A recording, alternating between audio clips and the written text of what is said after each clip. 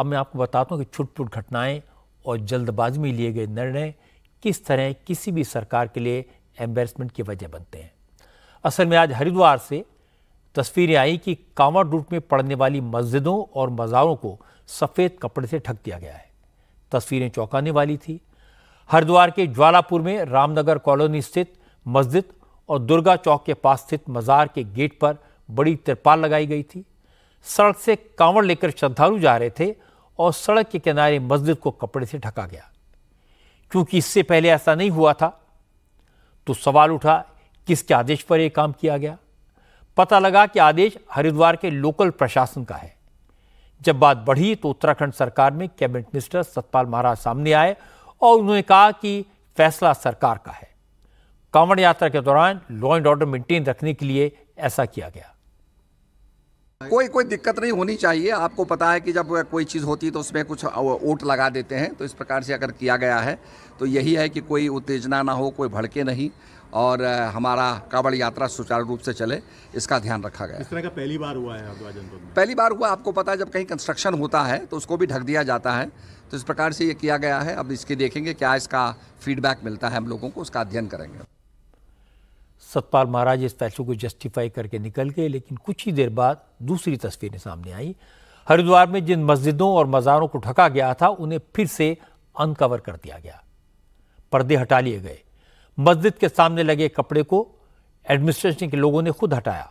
जो लोग मस्जिद के सामने लगे कपड़े को हटा रहे थे, जब उनसे पूछा गया किसके आदेश पर हटा रहे हो, तो उन्होंने कहा उन्हें नहीं मालूम किसके कहने पर यह कपड़ा लगाया गया था, न उन्हें यह पता है कि किसके आदेश पर हटाया जा रहा है।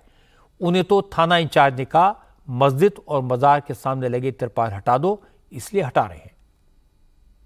ये लगाया तो क्या था पहले पता नहीं हमें, लेकिन हमें हटाने के आदेश मिले अभी, इसलिए हमने हटा दिया। किसने आदेश दिया? हमें रेल चौकी से आदेश मिले इसे हटाने के, इसलिए हमने हटा दिया गया। लगाया भी आपके माध्यम से क्या है? ये हमें पता नहीं है। कुछ बताया कि कब ये लगा था, क्यों हटाने, क्यों आपने? ये कुछ नहीं हमें बताया। हमें जो आदेश मिले, फिलहाल हम ड्यूटी पे थे, हमें जो आदेश मिले हमने वो काम। कहाँ ये लगे थे, कहाँ पे हटाए? एक बुरेशा मजार पे ऊंची सड़क और एक इस्लाम नगर मस्जिद का, 2 के आदेश मिले थे, वो हमने हटा। मस्जिद और मज़ार से तो कपड़ा हटा लिया गया, लेकिन अब कांवड़ रूट पर पड़ने वाली लिकर शॉप्स को ढकने का फैसला किया गया। प्रशासनिक आदेश में कहा गया कि कांवड़ियों के आने जाने वाले रास्तों पर मांस और मदिरा की दुकानें होने की वजह से शांति व्यवस्था भंग होने की संभावना रहती है, इसलिए इन दुकानों को ढकने का फैसला किया गया। शराब की दुकानें खुली रहेंगी, लेकिन अगर उनका गेट सड़क की तरफ होगा तो उसे ढकना होगा। यह आदेश 2 अगस्त तक यानी अगले शुक्रवार तक लागू रहेगा। हालांकि आज सुप्रीम कोर्ट में कांवड़ यात्रा रूट के ढाबों पर नाम लिखने के फैसले का उत्तर प्रदेश सरकार ने बचाव किया। यूपी सरकार की तरफ से सुप्रीम कोर्ट में कहा गया कि शिव भक्तों, कांवड़ियों के भोजन की पसंद का भी सम्मान होना चाहिए। कांवड़ियों को यह जानने का अधिकार है कि धार्मिक यात्रा के दौरान वो जो खा रहे हैं वो सात्विक है या नहीं, किसने बनाया है, खाना शुद्ध शाकाहारी है या नहीं। कई बार इन्हीं बातों को लेकर बड़े विवाद हो जाते हैं, इसलिए सरकार ने खाने पीने की दुकानों पर मालिकों का नाम लिखने का आदेश दिया था। इसलिए कोर्ट को भी शिव भक्तों की भावनाओं का ख्याल करना चाहिए।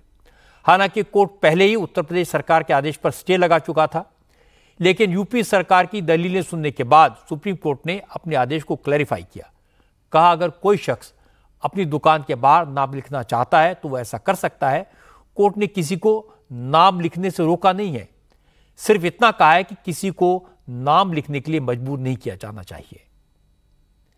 कांवड़ यात्रा के रूट पर पड़ने वाली दुकानों को लेकर अलग अलग तरह की बातें सुनने को मिली हैं।